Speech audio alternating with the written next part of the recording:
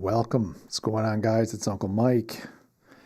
We're live streaming, and I'm sure there are some important football games on right now, which means you may or may not be joining me for the stream.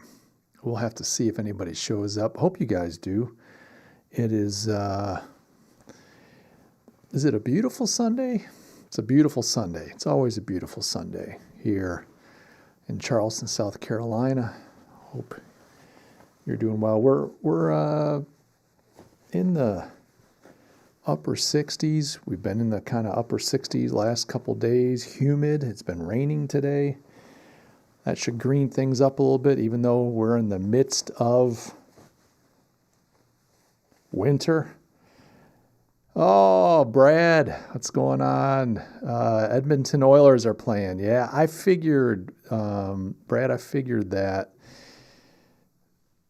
there'd probably be some games on. How you doing, brother? How are the Oilers? I'm saying Edmonton and Oilers at the same time. How they doing? Sunny but cold. Yeah, I bet you're cold. We're nice and warm. A little humid, actually. Funny enough, last couple of days had some nice. We were in church this morning.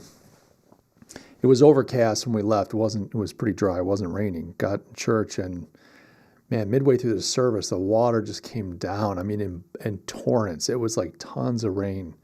And, of course, when church let out, it was still pouring. Nobody wanted to go to their car, so everybody hung out and talked quite a bit, waiting for the rain. It never let up. Eventually, we all broke out umbrellas and started shuttling ladies back and forth to their cars. Yeah, how the Oilers doing?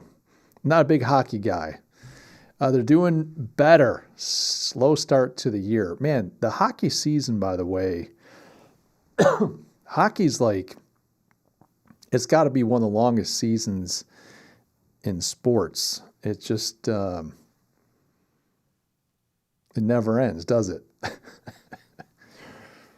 Oh, boy. So what's going on? If you're joining Brad and I for the show, make sure to say hey in the chat. It was minus 18 Celsius on the way to church. Oh, my goodness. No, thank you. That's really cold. Wow. I grew up with that kind of cold in upstate Western New York. Sorry, my mustache, itching my nose. I grew up with that kind of cold ever since we moved south. And I prided myself in being able to handle it, all that jazz. Man, but ever since we moved south, I do not miss the cold whatsoever. Not at all. So you can have it, brother. God bless you. I don't know that I can do it. Of course, I only keep track of temperature in bald eagles. So Celsius. I know that 0 Celsius is freezing, which would be 32 degrees Fahrenheit, although I know it's not a 1-for-1 scale. Minus 18 is really cold. I'd have to look that up. But I'm used to, I've experienced quite a lot, quite frequently, sub-0 in Fahrenheit temperatures with wind and wind chill on top of that. Brad says, dry, cold, though. Yeah, well, dry, cold's always better, for sure. Jim McBride, Founders for the Win. Looking forward to this while I watch the Packers versus Vikings. I knew, by the way, Jim, I'll just throw this up here. I'm shamelessly plugging the launch of, I got to get my, there we go. Shamelessly plugging the launch of my newsletter. I got it written, it's designed, it goes to press tomorrow, which I'm really excited about. It ships out the first week of January, and I thought I'd do a little bit of a plug, so I've got the little information there on the side. Jim, not expecting you to sign up, but yeah, that's I knew, going back to what you said, I knew that there's all kinds of great games on. When it comes to Packers versus Vikings, Jim, who are you rooting for? A lot of my friends back home are Buffalo Bills fans, as you can imagine. I grew up a San Diego Chargers fan, funny enough. And because I'm such a because I'm such an effeminate man. I like the Chargers because I thought they had really cool uniforms. I like the colors. I like that sky baby blue with the yellow and the white. I just thought that was pretty fly. Of course, they had the dark blue as well, dark blue and yellow. I just thought that was a great color combo. And then that lightning bolt. And of course, Dan Fouts is a quarterback. Kellen Winslow,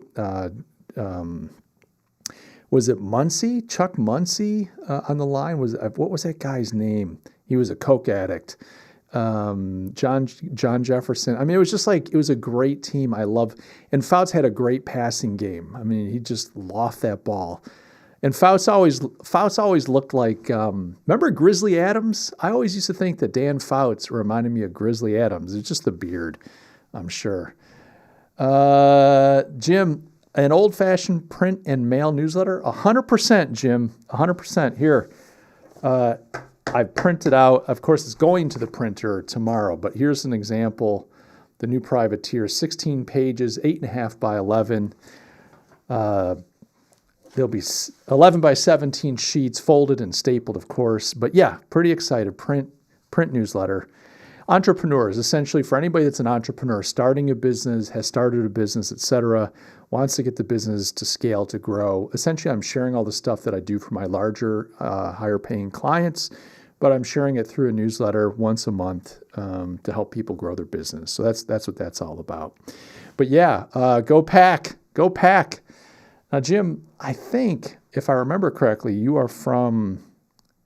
Did you grow up in Montana? You don't have to. I don't mean to dox you here. For some reason, I think you're from the true mountains of the West there.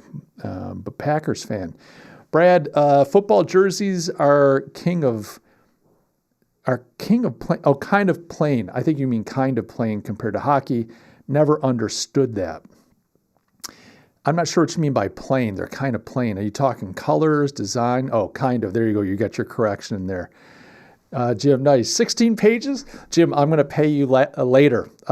Jim's not a plant, I promise. He wasn't paid to ask great questions about the product that I'm pimping today. Yeah, 16 pages. This issue, it'll always be anywhere from 16 to 20 pages, maybe longer at times, depends on how much content I have, etc. Montana. There you go, Montana. So does Montana doesn't have a team, do they?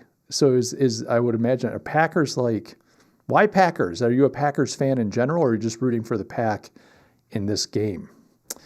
Brad says they don't have the crest. What do you mean the crest? I'm not a big, so I used to watch hockey back in Rochester, New York, where I grew up. We had the Rochester Americans, or the Amerks, as we called them.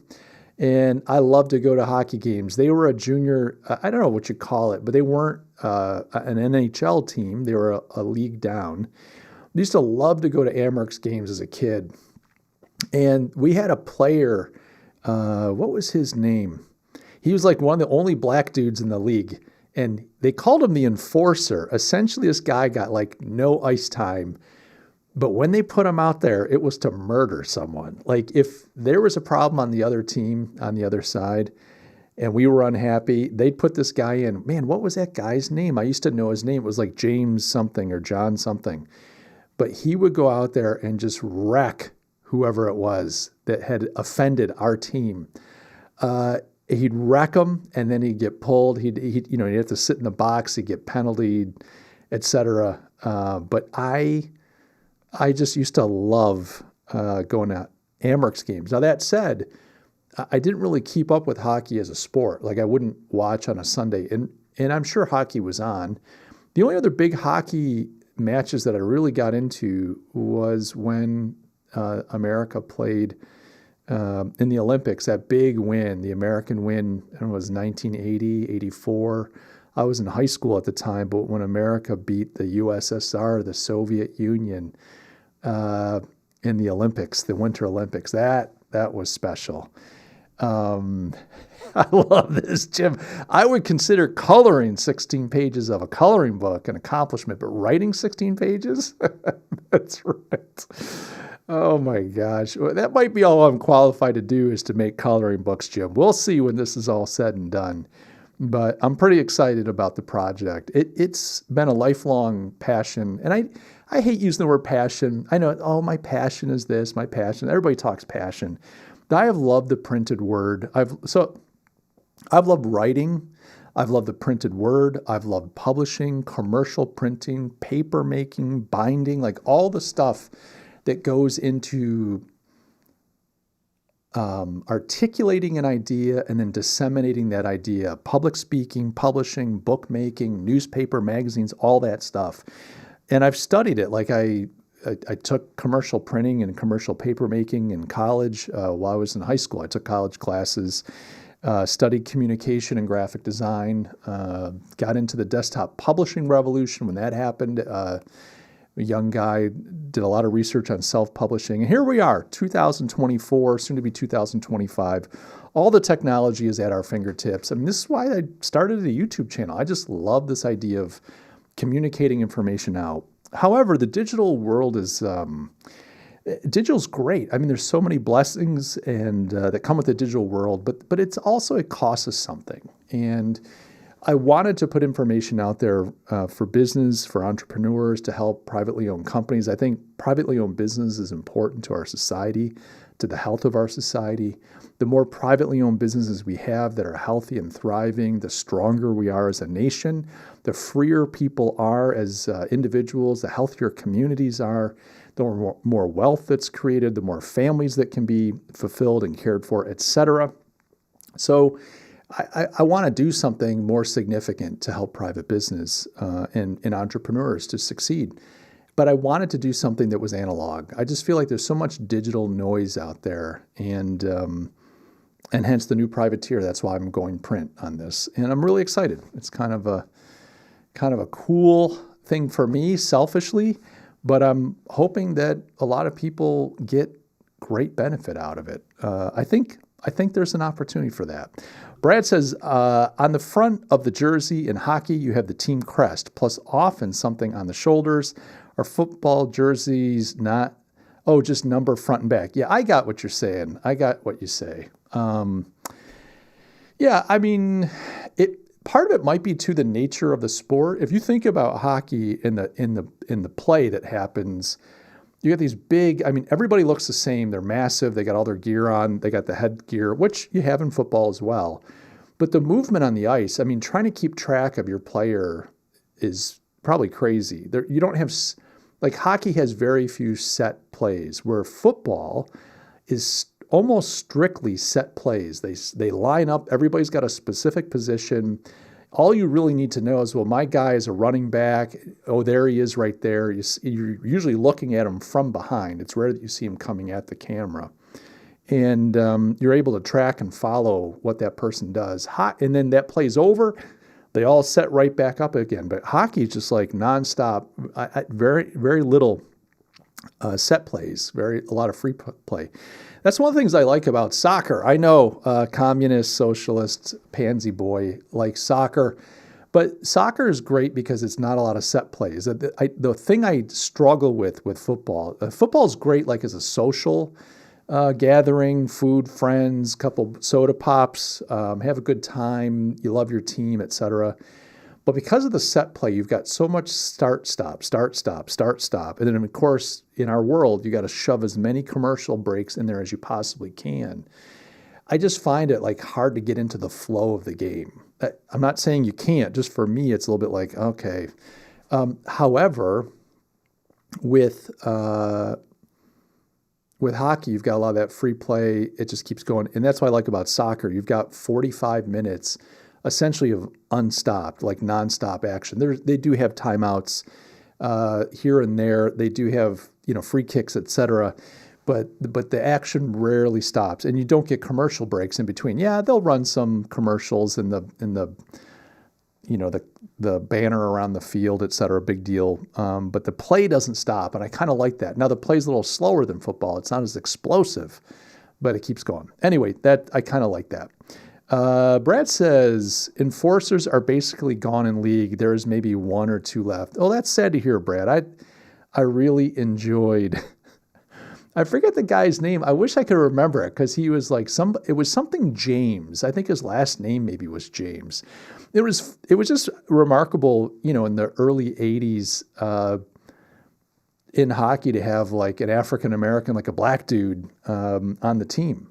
And it just wasn't a sport that attracted a lot of black athletes. They typically played, basketball and boxing and et cetera, but not soccer. I think the guy's last name was James. I can't remember. I'll look it up. I'll look it up just now when the action slows down here on the stream.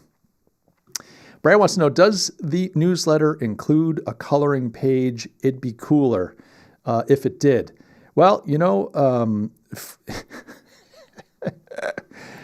no, but if you subscribe now, it comes with a free coloring book. No coloring pages. You can write in the margins. You can make notes on it. You're welcome to color it in if you like. You can do anything you want. You can doodle on it, etc. But sadly, no coloring page for you, my friends. Jim says, my attention span has been severely stunted due to digital media. Mine too, doom scrolling, etc. Wish it didn't exist. Miss getting news from physical papers and magazines. I do too. I do read a few physical magazines. So there are 3 that I read religiously.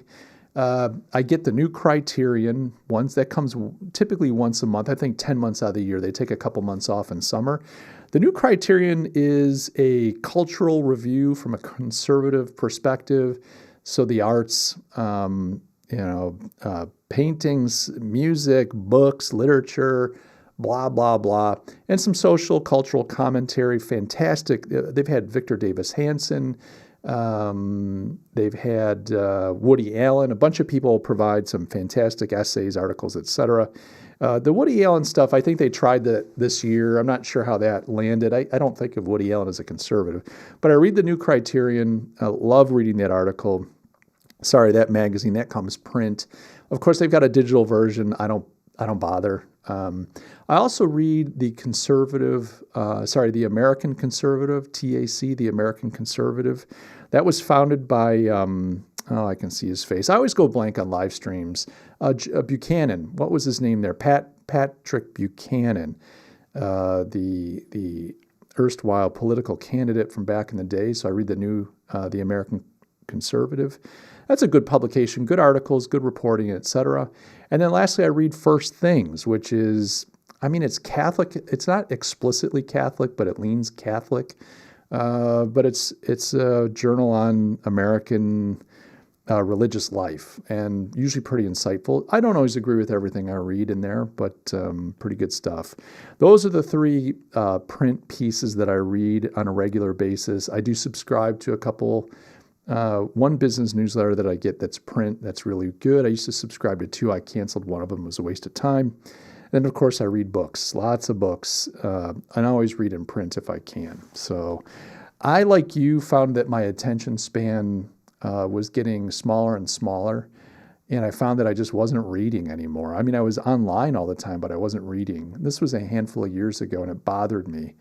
And I realized I've got to break the habit because I need reading. Like, I need it for my personal development, my growth, and just a little bit of fulfillment too. And so I started weaning myself off, and it was weird. I found, like, when I used to read 20, 30, 50 books a year, no problem, through my 20s, 30s, 40s. I got into my 50s, I was hardly reading at all. If I read 1 or 2 books a year, that was a lot. And I was like, what happened? My mother owned a used and rare bookstore. I grew up with books. I'm a book family. God bless my mom, and who's no longer with us. But when I tried to break the habit, it was work. It was hard for me. I just thought, well, I'll just start reading again. I struggled to focus. I struggled to even keep my eyes open to reading. And it's like, oh, now I tend to read more nonfiction. I used to read a ton of fiction when I was a younger guy. There's nothing like staying up till 2 a.m. with a good book, knowing you got to go to work the next morning. You can't put it down. But I tend to read nonfiction. Jim, you put me onto a great book, Pagan America, that I read this year. Was really glad to read that. That actually spawned some other reading. Because that author referred to some other books that I've been working through. But yeah, I love reading, and I'm glad to be back at it. Looking forward to a big year of reading here in 2025. Brad says World Juniors in hockey are now, and the play is so fast. Going back to NHL after is a bit boring. All the World Junior guys are trying to show off to teams before they get drafted. Everyone is 100%. That's awesome. Yeah, that's cool. Yep. My First Things podcast is pretty solid. I would believe so. I don't listen to it, not on purpose. It's just not something on my radar. But I would think so. They put out pretty good stuff. Like I said, I don't always agree with everyone that writes articles, etc. For them, but I do appreciate what they do and their contribution, etc.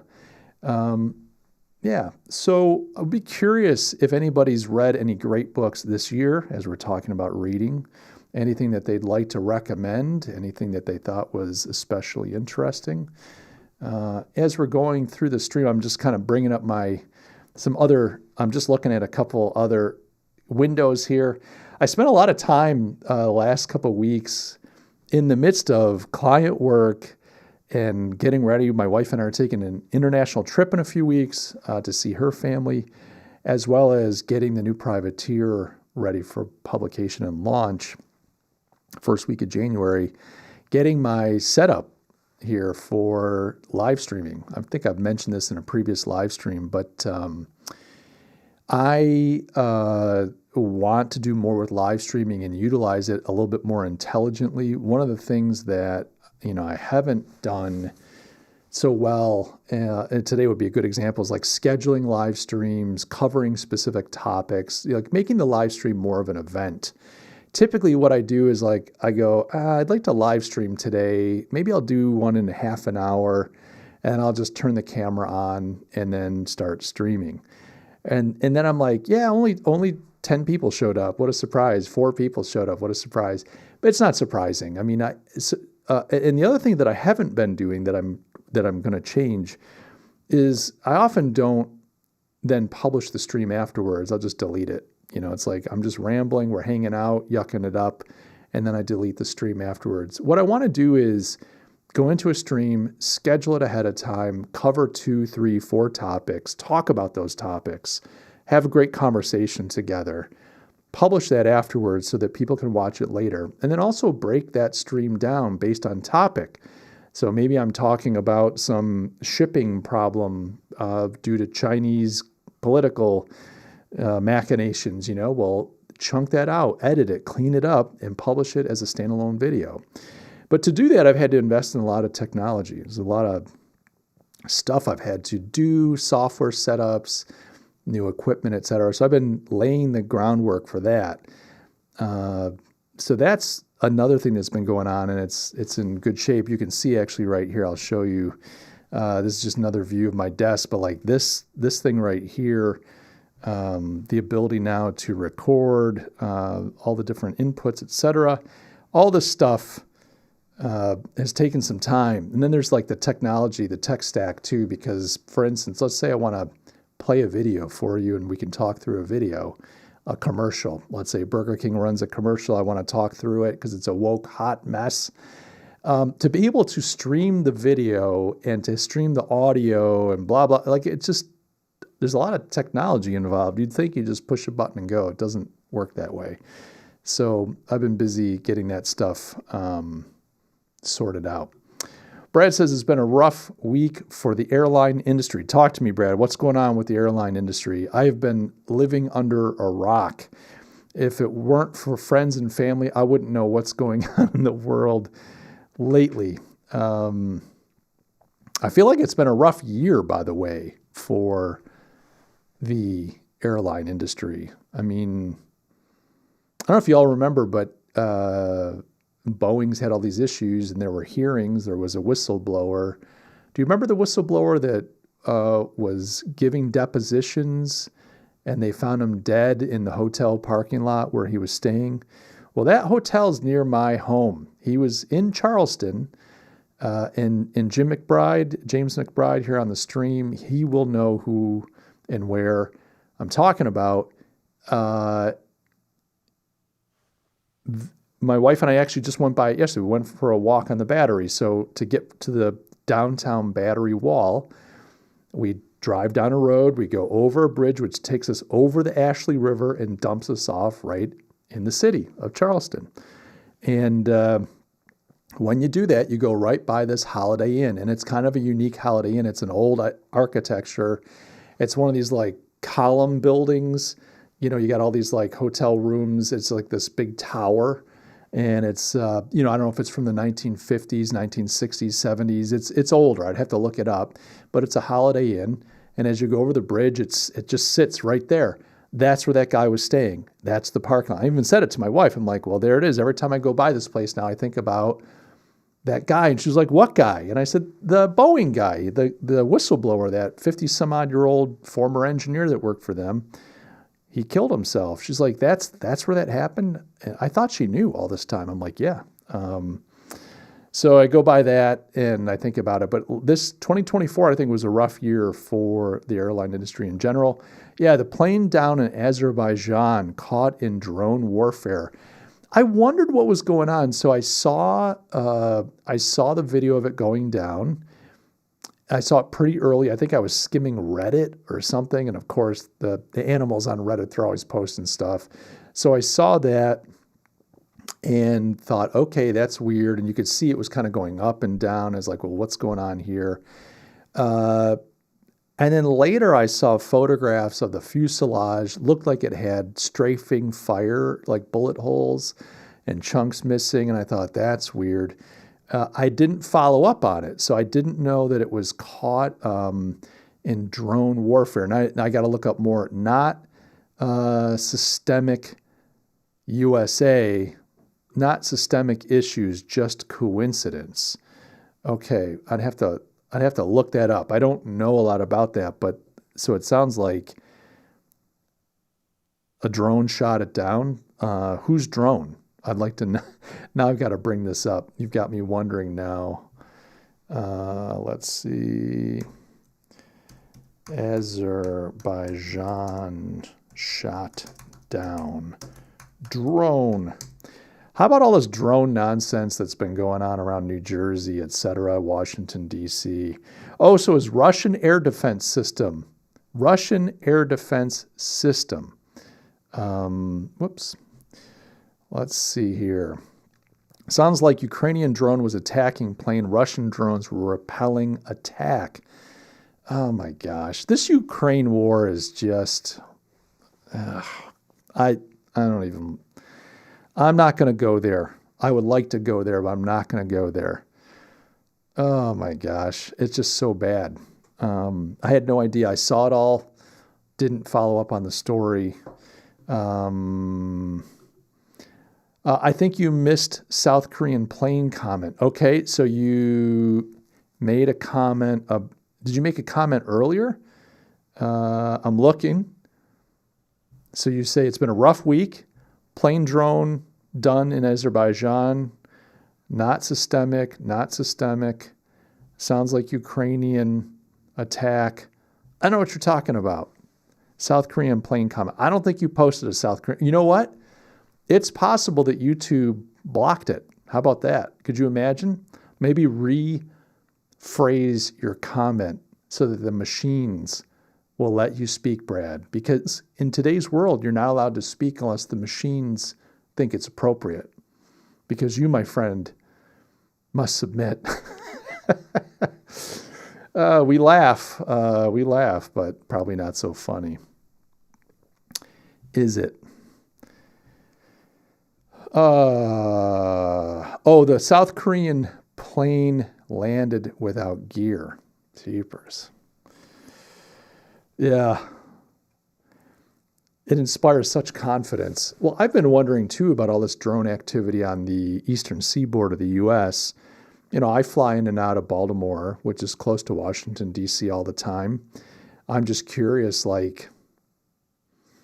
how safe is it? I mean, I'm not fearful, but how safe is it to be in the sky with all this drone nonsense? And I'm not buying it that this stuff is extraterrestrial. Yeah. Brad says 179 of 181 are not with us. Wow.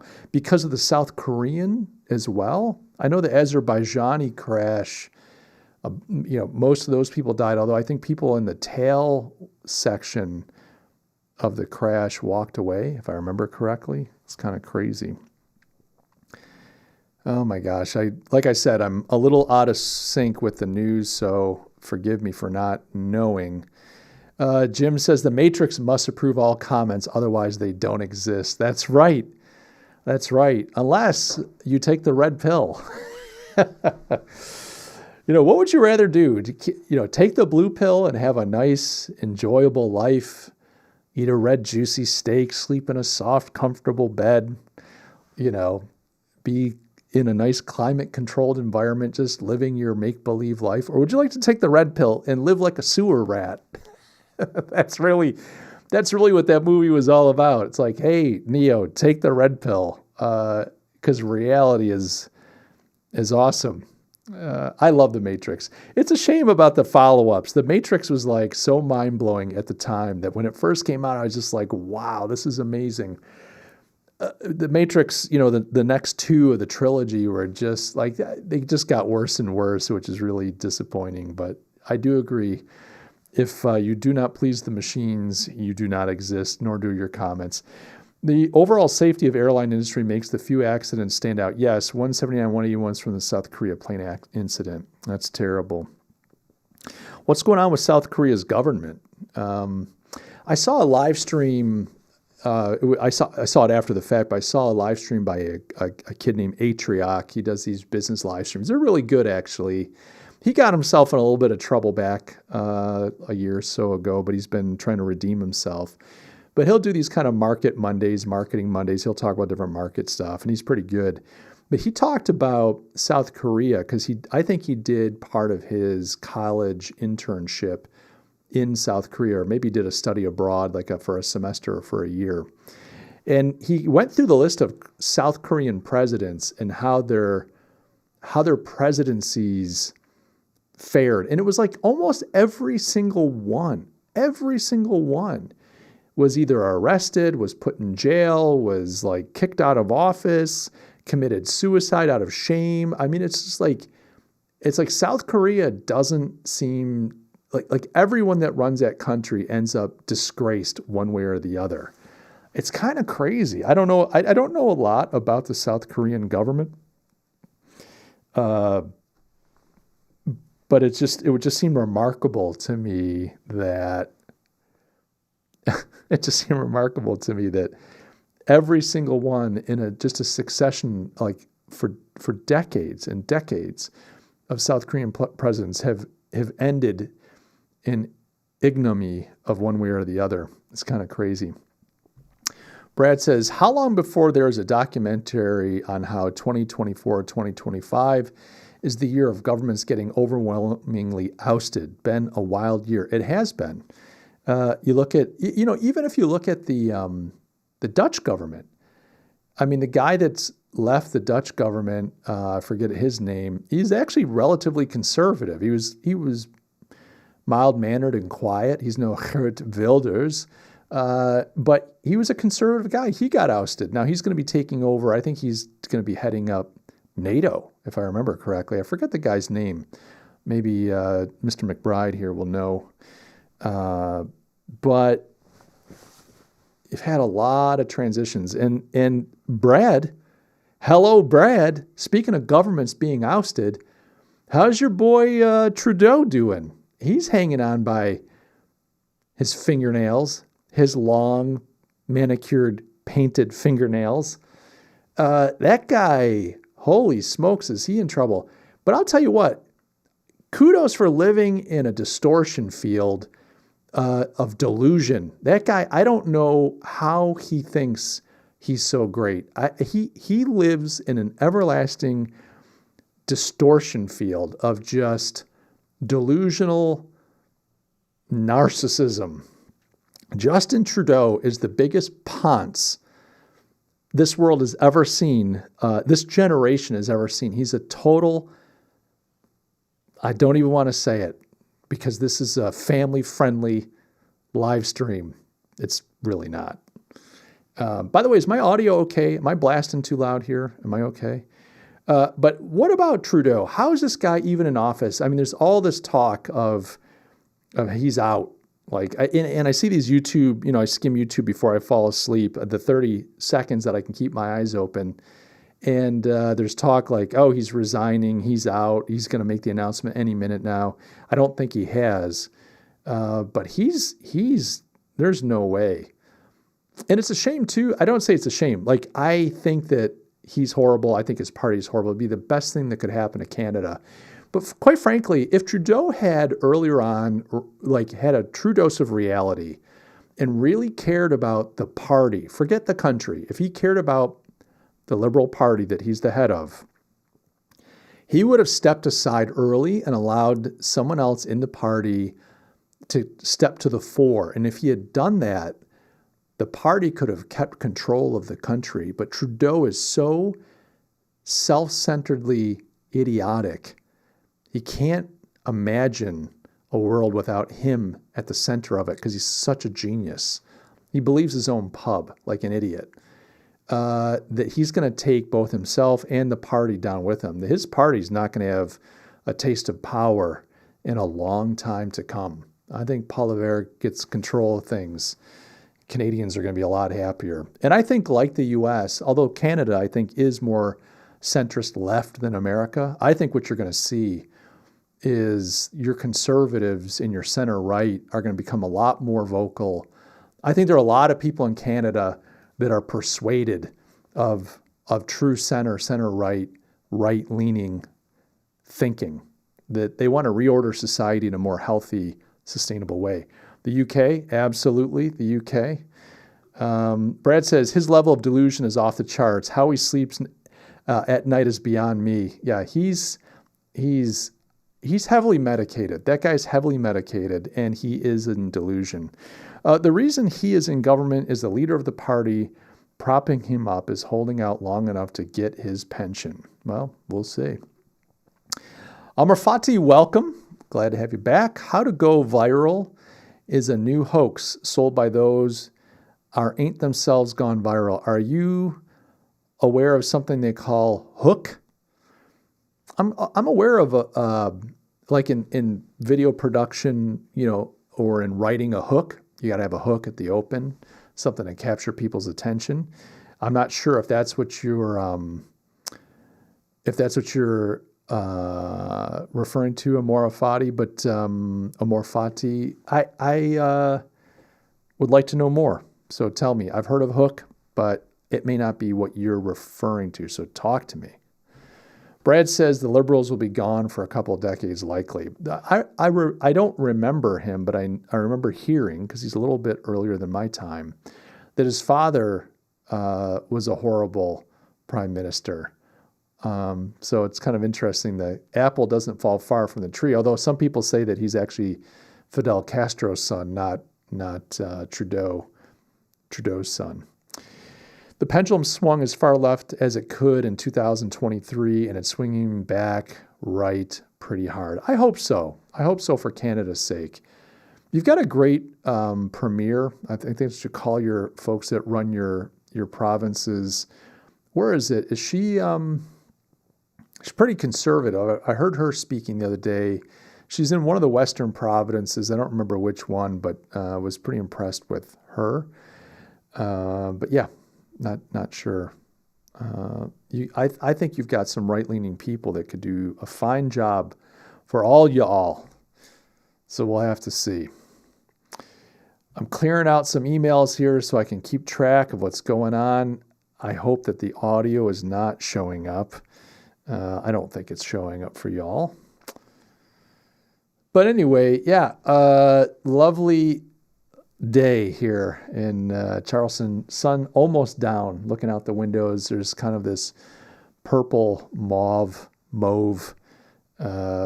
sky right now as the sun sets. Yeah, Alberta, that's what I thought. Yes, you're home. You call Alberta home. Love it. And Jim says, the trend historically and currently tends to be that democracies prefer left-wing leaders up until left-wing policies ruin their societies. Absolutely. And then people finally elect conservative leaders. I would agree with that. And Jim, I think you read it as well. There was this piece in Tablet magazine. Jim and I have a mutual friend, great guy, pastor in town here, Joe. He shared a Tablet magazine article. I thought it was really insightful. And I think, Jim, I don't know if you read it or skimmed it. But that piece talked about this permission infrastructure, this permission machine that the Obama administration created. And essentially what they did is, with the help of David Axelrod's thinking, they captured all these, call them centers of influence, media outlets, et cetera. Twitter would be a good example. They captured them all and got them to parrot and to promote and to trumpet the party's position, the Obama machine's position. But they didn't just promote it in like report on it. They did it in a way that made you think that everybody else thought this way. And what ends up happening is people start voting against their own better interests knowingly. They're like, because they want to be in. People are insecure. They want to be in. This is what totalitarian governments do. Joost Meerloo, in his book, The Rape of the Mind, he was a captured Dutch soldier captured by the Nazis, World War II, experienced totalitarian, some torture firsthand, some mind control techniques firsthand. But he wrote a book called The Rape of the Mind, talking about how totalitarian societies brainwash people. And they isolate them. That's one thing. They isolate you, and they do that to all of us. They isolate us. And they bombard you with messaging. And after a while, you start to think this is how everyone else thinks. You start to think this is reality. And I think that, Jim, to your comment, that not only do people in democracies tend to vote left, but they tend to think that everyone else thinks it's a good idea. And so they think they're with the mob. Democracy is mob rule. I mean, in its rawest form, that was the concept, mob rules, whatever the mob wants. We think of a mob, we think of a violent, angry mob, but the masses, what do the masses want? This is why I think the founders, and Jim, I know you'd agree with me, set us up as a classical republic, not as a true democracy. They knew that democracy was good, that people need to have a voice, but you need checks and balances. You actually need an aristocratic class of people. You need other mechanisms. So the aristocratic class of people, for instance, being things like senators and governors, that don't necessarily listen to the mob. They will represent the best interests of their people, but they don't necessarily do whatever the mob wants. So you have your congressmen who tend to be more the democracy. You've got your senators that tend to be more your aristocracy. That's just theoretical. I'm not saying that our current senators are all aristocrats. Otherwise, the senator from Pennsylvania that wears hoodies and shorts all the time would be quite a strange aristocrat. But, you get your three parts of government, et cetera, but you've got these checks and balances to kind of even out the extremes of the mob. But I think the mob often acts in ways that are irrational. And if you think that everybody around you believes a certain thing, and the Obama machine was able to create this kind of permission structure, people start to think, well, everyone must think this way, so I should probably, vote the way everybody else is voting. Come to find out, look at the Trump win. Look at what's going on in Canada, what's going on in the UK, what's going on in continental Europe. People are saying, no, enough. And I would agree with you 100%, Jim, that once you start to see the effects of liberalism in your society, you start to wake up. Unless you're a true ideologue, like the communists, the Antifa people, et cetera, and you're just going to go down with the ship and take everybody with you. We can't allow that to happen. Jim says, for example, Reagan would never have been elected in 79 if Carter wasn't an abysmal failure. 100%. I've actually been saying to people, which I'm no genius for saying this, I actually think that the Trump presidency is going to be a lot more effective having lost, or having the election stolen, whatever you want to say, and having 4 years of Biden-Harris, which really was the Obama. I mean, Biden's like a figure. He's a sock puppet for the Obama machine. But I think having 4 years of just terrible leftist shitbird policy, which is basically what we've had for 4 years, ruining the country, dividing us, creating misery, degrading and destroying and demoralizing the country, puts Trump in such a better position because now we all know if he had won back to back, he would have had so much resistance. There have been a lot of people on the fence that kind of felt like we need to fight him because he might just be Hitler and blah, blah, blah. Everyone, I just think that him having to go into the wilderness and then come back to save us, if you will, is going to provide for a much more effective presidency. He's still got an uphill battle, don't get me wrong, but I agree with what you said. Jim says, and of course, Reagan was an awesome president, so got reelected winning 49 states. Absolutely. Amr Fadi, I think it's a random chance. There is no secret algorithm to be hacked. Amr Fadi talking about how to go viral. Yeah, I got to just say real quick, Amr Fadi, I don't think there's a formula for virality. That said, there are things that you need to get good at, that I need to get good at to see success. You've got to have good thumbnails on YouTube. You just have to. You've got to have good subject lines. Titles, you got to have them. I think you need to be engaging. The content has to be decent. But, for me, going viral is nice, but it's building over time. I mean, why would you want to go viral when you can build over time, little by little? Because the stuff you build over time is lasting. Somebody finds a video, you get one video goes viral, all these people jump on board, they start subscribing, they like, that's great. But they might not like your next video, your next video, your next video. You've got all these people that just kind of got excited about you one time and now they're gone. But there are other people who are like, you know what? I like this person's content. I'm here for all of it. That's one thing I love about my audience. You guys here right now, the people on this stream, all 4 of you. You're here for the content. I can build that over time. If you have 4 people, 10 people, 100 people that like you, that means that there's another 4, 10, 100 out there. And over time, you've got a really great group of people that resonate with you, that you can serve, and everybody wins. So that's it. Amr Fadi says, democracy is a festival of mediocrity. Masses are sheep. Yes, they are. Jesus said, feed my sheep. If you love me, you'll feed my sheep. Brad says, the American system is harder to hijack than Canada's big ship and small rudder. Well, that's a good, I like that analogy. Amr Fadi, democracy is vulnerable to demagoguery. I would rather prefer a Machiavellian prince like MBS than rogues and cons and demagogues. Well, just for the record, I'm a monarchist at heart. I'm so conservative, I believe in monarchy. I'm even pre-democracy, classical republic.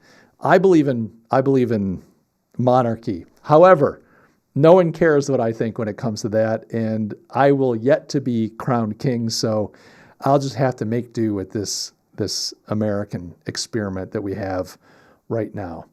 Amr Fadi said, wokeism ruined your country, U.S. Yes, it has. However, I think that it can be rescued. I'm not giving up hope, Amr Fadi. I'm not disagreeing with you. You're 100% right. We've become the laughing stock of the world, and one of the reasons I haven't been very supportive of our military as it has stood, I'm supportive of the military people, the men and women that have served and do serve, but I'm not supportive of our military, is that America's military, under the Obama administration and going forward, has been dedicated to promoting things like transgenderism and homosexuality and just all these bizarre woke BS nonsense issues. Why are we sending troops in to fight for that kind of stuff? Why are we flying a trans flag at our embassy in a Middle Eastern country? It is outrageous. America has no business. And it's not that, we're all about it, but we should keep it to ourselves. We shouldn't be all about that. You have the right to life, liberty, and the pursuit of happiness here in America. That's where the line should be drawn. You have the right to pursue those things. You don't have the right to be guaranteed anything, quite frankly. And it's not our job to be everybody's police, and it's not our job to enforce our cultural decay and cancers upon the rest of the world. So what I like about Trump's pick, Pete Hegseth, for Defense Minister of Defense, or whatever the title is is that he wants to get back to having America's military be a war-fighting machine. What a concept. What a concept. Hegseth is a hitter, ladies and gentlemen. Anybody that says we're going to get rid of the woke bullshit, we're going to get rid of all the DEI bullshit, and we're going to get back to becoming, maintaining and becoming the best war-fighting organization that the world has ever seen, I'll kiss that man on the lips. I love it. And I know that's no homo. Oh my gosh. Yeah. So that's my thought on Rafati. Yes, viral was a disease. Now is a sexy thing to be sold by gurus. Gurus are always going to sell stuff. Look at me over here with the new privateer selling garbage. Come on. I'm not a guru. I'm just sharing my expertise. But gurus are always hawking something. Gurus are always trying to cash in. They're not there for the long haul. Anybody that, like, for instance, if I start a YouTube channel to teach you how to be a YouTuber, you know I'm full of BS. Don't bother. These people that these guys, like I see these guys, and God bless them. I like some of them. These guys are like, oh, I've got a multi-million-dollar SEO agency.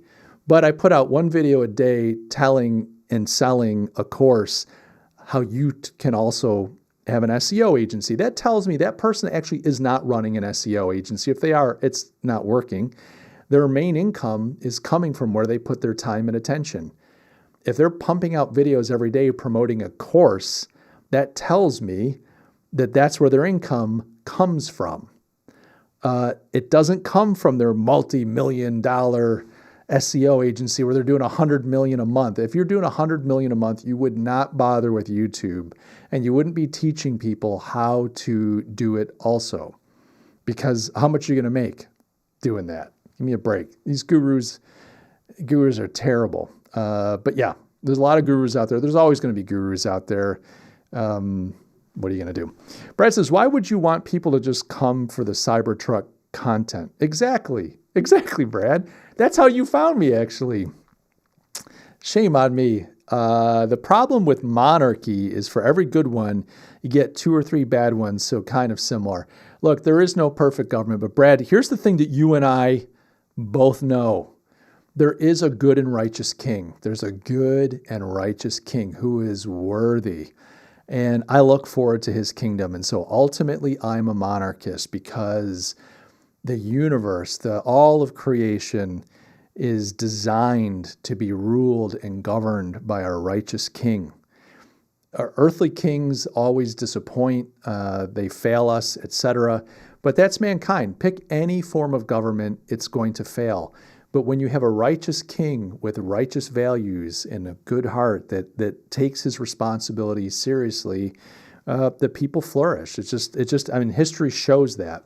But you're right. You're always going to have 2 or 3 bad ones, et cetera, for every good one.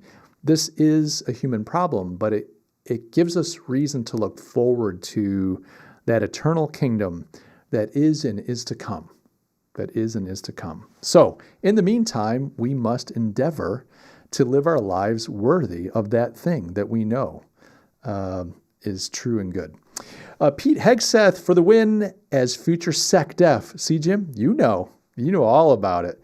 Hope he gets confirmed. I do too. I think he's going to make it. I think Hegseth has done a really good job, from what I can tell, of garnering support. There have been some senators, et cetera, that have been on the bubble, and he's actually made an effort to reach out to these people and to start building consensus and to win some of them over. And some of them have come out and said, you know what? I was on the bubble. I like Hegseth. I like what I see.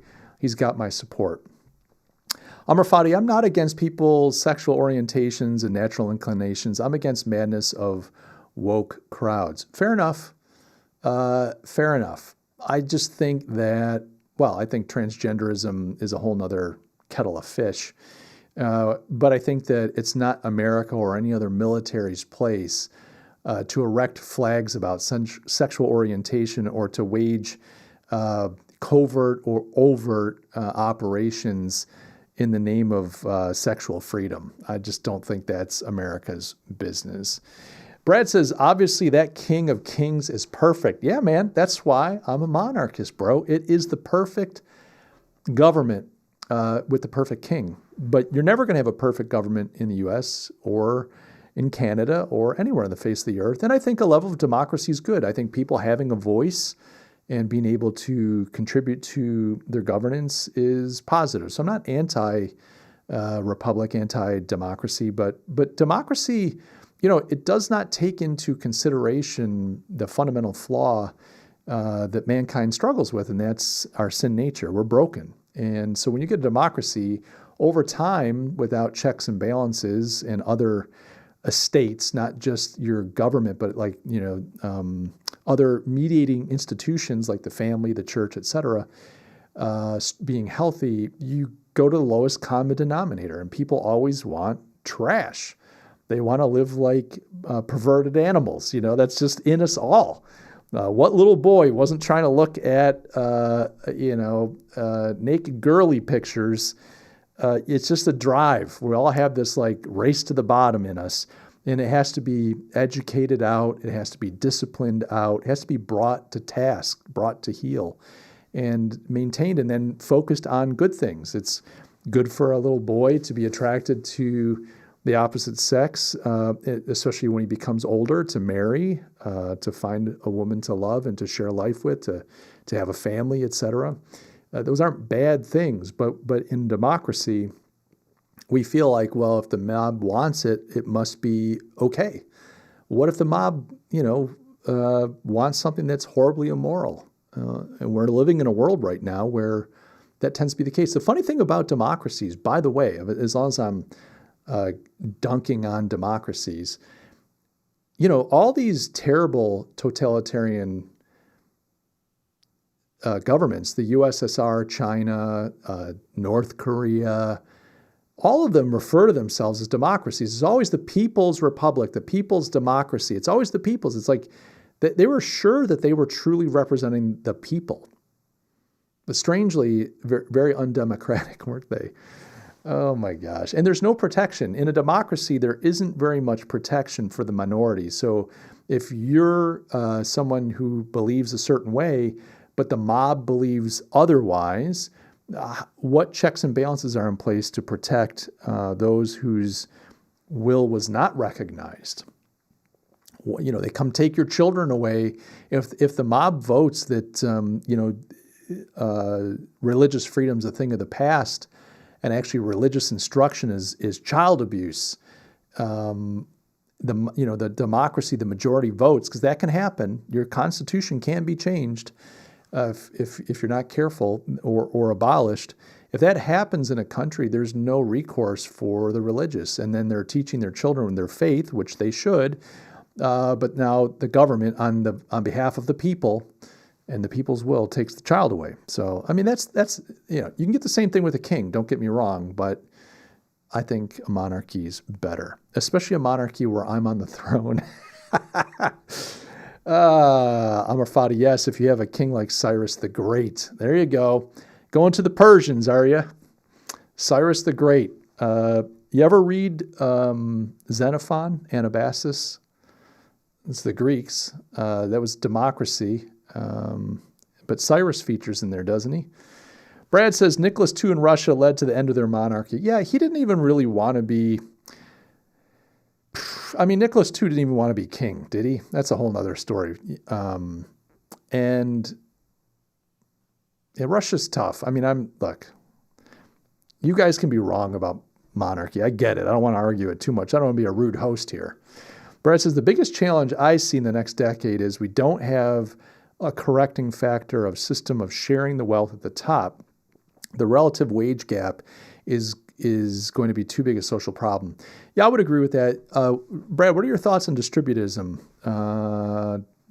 distributive thinking? It's not solely Catholic, but it was popular amongst Catholic economists as a way to get more of the wealth and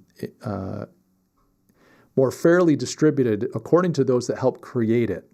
So it's not this idea of redistribution of wealth, but if you've helped create the wealth, as opposed to all that wealth flowing to the big finance, the big capital guys. Hilaire Belloc was a distributist. He had distributist thinking. I'm kind of intrigued by that. I think that is a way forward, but it would take a change. There's so much you'd have to change to get that to work. People can do it. You own a company, you can implement a more distributist attitude and approach to it, where you're making sure that your employees are getting a more fair and equitable piece of the pie. You can still do great. You can give them ways to thrive financially. Give them good work, etc. But anyway, we can go on about that. I'm not going to keep going.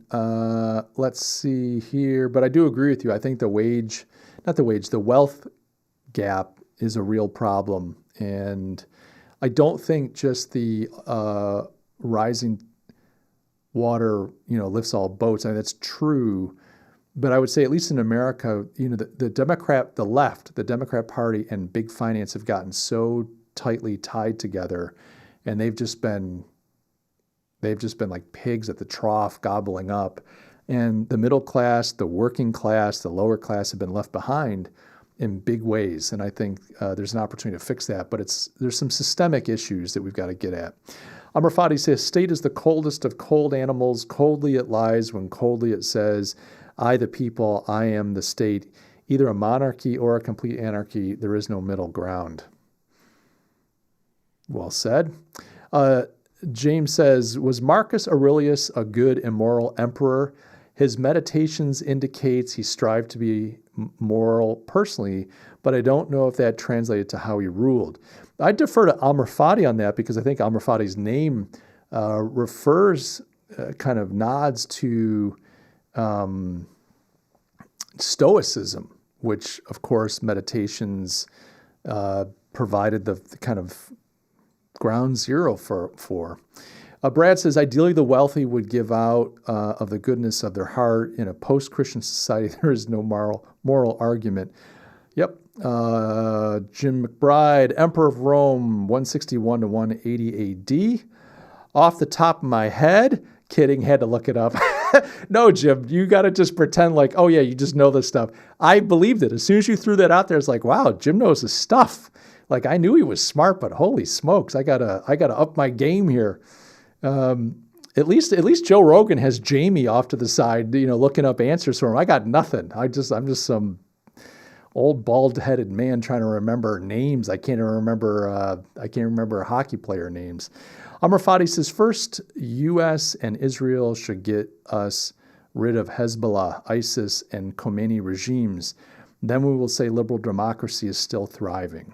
What's interesting, Amr Fadi, is that Israel has not been allowed to defend itself the way that it would like to. And with what happened a year ago in October, with the Hamas attacks on Israel, a lot of the world was telling Israel and America, a lot of people in America were saying, well, you need to have a very measured response. You fight back, but you got to, just a little bit. You may not do this and you may not do that. Netanyahu turned around. And by the way, Obama treated Netanyahu like trash. He treated Israel like trash because Obama wanted Iran in his deals with Iran to become the focal point, kind of the ground zero, the litmus test, if you will. And Israel was forced to go through the servants' quarters for a meeting, the White House. Netanyahu turned around and said, yeah, I'm not going to listen to you. And you know what? They've been doing just great. And funny enough, the Biden administration has winked. I don't know. I'm surprised that Biden has not tried to rein in Israel. Now, maybe Biden's not capable. Maybe Biden took a bit of a burn as to the way his own party treated him and pushed him out when he thought he should be running. Delusional as well. I don't know, he's going to hold court from the nursing home or what. But it's very interesting to see Israel essentially say, we're going to act like a nation state that does not need to be allowed to do anything. We're going to do what's good for us. And they've actually done a good job. I know a lot of people are outraged and think that Israel should be wiped off the face of the earth, but quite frankly, they've handled this really well. So, you talk about the U.S. and Israel getting rid of ISIS, et cetera. I think Israel is doing a pretty good job on its end. We'll see what America does under Trump. Brad says, I just see that if it continues unchecked, there will be social unrest. Yeah, I'm not disagreeing. I think you're right, but I think there's a lot of hope that things are going to be better. We even have to have a society, Brad, that wants to work. I mean, part of the social unrest these days, it's not even that no matter how hard I work, I can't get ahead. There is that frustration. There's a lot of people who are like, I shouldn't have to do anything. Why am I not enjoying the best of all things? I don't want to work. Work sucks. I don't want to start a business. I don't want to work corporate. I shouldn't have to. There's this kind of attitude, which has been generated, I think, by our educational system and the socialists in our societies. But people don't even want to work. I mean, we got to get to some fundamental things. This ship doesn't turn around on a dime, and not just through one election. Marcus Aurelius was one of the good ones. Answering Jim's question, Amrafati, I took the name from Nietzsche, not Marcus. But you can say Marcus, the emperor philosopher, was better than Nietzsche in the thundering hermetic prophet. What is Amrafati? Does it mean self-love? I'm not sure what that translates to. Forgive me. I've never read Nietzsche. I can't stand Nietzsche, by the way. For good books, The Obstacle is the Way by Ryan Holiday is a good book on Stoicism if you're interested. Yeah, Holiday's pretty cool. He's got some good stuff out there. And for some reason, I thought Amrafati was Latin for self-love or something like that, but I thought that was a stoicism, not a Nietzschean. Nietzsche was pretty angry at God. He was like like Aleister Crowley and some of these others, so angry at God and so hell-bent literally on killing God, chasing God.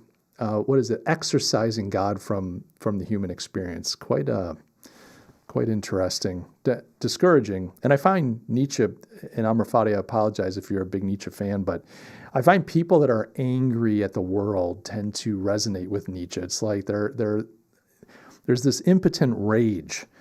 And rather than understand the world on its own terms and say, okay, what can I control? What can't I control? What do I do, et cetera? How do I live? Nietzscheans tend to be very angry at everything and how unfair things are, how unjust things are. Anyway, I don't know anything about you, Amrafati, so forgive me. I'm not trying to be a jerk. You're here on the stream. You're great. I love that you contribute. This is not meant as an attack on you. You talk about Nietzsche, but I've never been a big fan of Nietzsche, if I'm just being honest. James, so per the title of this live stream, how were the founders winners? Oh, Jim, so what I'm doing... See, I didn't mean to use clickbait here. I'm launching the new Privateer, this print newsletter. I'm offering a huge discount. So essentially anybody that subscribes to the newsletter before the 1st of January when it launches, so by the end of this month, in the next few hours essentially, will get a $50 a month discount if they use the code FOUNDER. That's what this is all about. So founders for the win, meaning I am launching this newsletter, the new Privateer, for those of you that joined us. It's going to press tomorrow. This is 16-page newsletter, yours truly. It's just all kinds of great stuff for entrepreneurs, strategies, tactics, et cetera, to help entrepreneurs grow, be successful, create a 7-figure business. It's going to be $97 a month. That's the list price. I'm never going to discount it except for this one time because I'm launching. And because this launches in just a few days, anyone that subscribes now, and the link is in the description, and you use the code FOUNDER, you will get the newsletter for $47 a month for the lifetime of your subscription. And the way I'm writing this newsletter is I'm writing it so that you can make your money back. Essentially $97 a month. You should be able to get 10 to 100 times your money back because I'm trying to teach things that you can implement that will help you grow your business, that will increase revenue, grow your sales, make it stronger, et cetera, et cetera. I've been in business for decades. I consult with large privately owned businesses. I help them with their revenue generation, their strategy, their marketing, et cetera. And I'm sharing that wisdom, those hard-won insights in the newsletter to help people launching businesses with smaller companies that can't afford to pay someone like me to come in. I want to give them something that helps them create value. So, Jim, the answer to that question is this has nothing to do with the founding fathers. It's all about the people helping me found and launch the new Privateer. Anybody that signs up and subscribes now becomes a founding subscriber member. and they get the newsletter at $50 off a month, $47 a month. That's a good deal. So that's what that is. I should have been more explicit. I just threw this subject line together real quick as I was going live. Brad says the USA needs events that bring people together, World's Fair, Olympics, things that make three citizens proud to be Americans. Makes the citizens, I'm guessing you're saying. There you go. Jim says, we've got the Super Bowl. What more do you need? We got the Super Bowl. Yeah, the USA is best when it's flexing its science and arts and sports.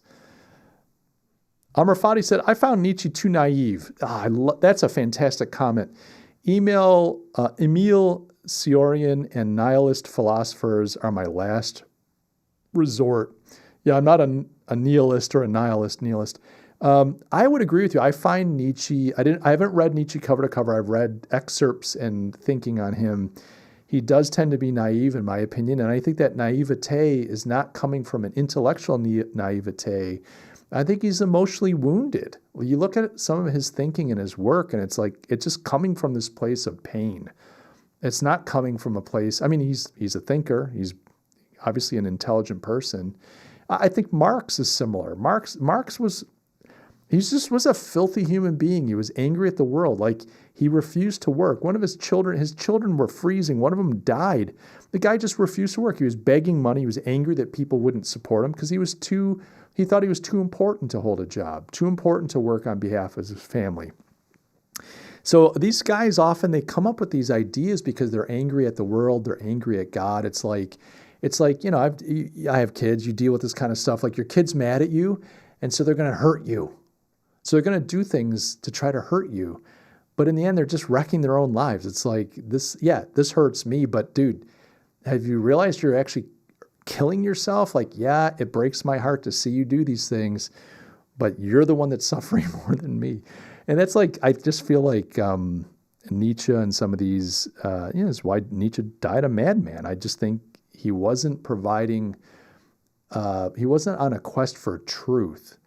I think that naivete comes from a hurt and an anger at an entity greater than him in a world that he thought was unfair. And I think that happens when you're self-centered. When you think everything revolves around you, you tend to think things are unfair and you're outraged by it. Now, as you start to realize that everything's not about you, then when bad things happen to you, yeah, you don't like them. They create emotions. There's nothing wrong with having an emotion or reaction. But you start to realize, like, well, I'm not that important. Like, yeah, bad things happen to all kinds of people. And anyway, I'm no Nietzsche expert, so I shouldn't be going on and on. But yeah, that's mine. Brad says, Super Bowl is a good one. I think the digital age, we've lost the importance of getting together with people around an event, like listening to fireside chats, watching men walk on the moon, etc. I like that. Brad, I agree with you. Concerts, my wife and I have been trying to do more, like we go to the symphony once a month. We visit with people, like we try to have people to our home, dinner parties, that type of thing. Lydia's been doing these great, like, I call them the get-along gals. Whenever I'm traveling for work, she'll have a night and all these women get together and they will spend a little bit of time praying, just a little bit. They eat food together. They talk about different political stuff, social stuff, etc. But it's not just hanging out. But it's not like a regimented program. They're spending time together face to face. They're encouraging one another. I think we need more of that kind of stuff. And I think they tried to break that with COVID. But I agree with you. We're hungry for more of that. It's why. It's one of the reasons, not the only reason. It's one of the reasons we physically go to church. I used to be a little bit more antinomian. I didn't really, I love God and everything, but I didn't go to church. But we're trying to do more to be with other people. That's how we were created to be. Jim says, got it. Also, by coincidence, the founders were also winners. That's right. Washington, Franklin, Jefferson, Adams. They were winners. 100%. Yeah. Amr Fadi, I'm going to get in trouble with you, by the way, Amr Fadi. I know it because I don't mean to go after your people you like. Nietzsche's mockery of God is very hip hop. You can be entertained by his aphorisms, but don't take him seriously. In the end, Marx the prophet of crowd and Nietzsche the prophet of individual both failed. 100%. I agree with you 100%. They did. Nietzsche is dead. So his Superman is also dead. Wow. Just well said. Yep. Nietzsche's dead. I'm going to Jordan Peterson event in February. That's awesome, Brad. He came here to Charleston. Was it this year? I think it was earlier this year. I think tickets were like 80 or 90 bucks. I almost thought of going, but I'm like, I don't know. I didn't buy a ticket. I've got a buddy that went. He said it was great, and it would have been good just to go to see him, just to say, well, I was in the same auditorium. But I'd love to know what you think. So that's in February. So that's just a few weeks away. I'd be curious to know what you think. I think Peterson's been a very interesting phenomenon. Well, guys, this has been great. We've been going here for about an hour 15. I'm going to wrap it up. You guys have been wonderful. Thank you so much for joining me on the stream, for keeping me company, for the great conversations. I really appreciate it. Guys, I will, as I said, get a little bit better at scheduling, etc. No promises. We'll just see what we can do here in 2025. I don't know if I'll be able to stream in time again before the new year. I'm going to try to. But if I don't, or if I do and you're not around, I just want to wish each and every one of you a blessed new year. I hope all of you have just a wonderful 2025, that you come into more and more truth, that you experience health and success and fulfillment. And love each and every one of you. Thanks, guys. All right. Cheers. Bye now.